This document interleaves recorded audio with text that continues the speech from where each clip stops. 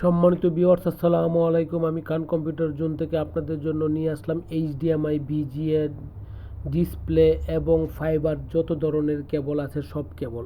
সম্মানিত ভিউয়ার্স, আমার কাছে সব ধরনেরই কেবল পাচ্ছেন হোলসেল প্রাইসে, যা আপনার আশাস্বরূপ কেবল আমার কাছে পাচ্ছেন।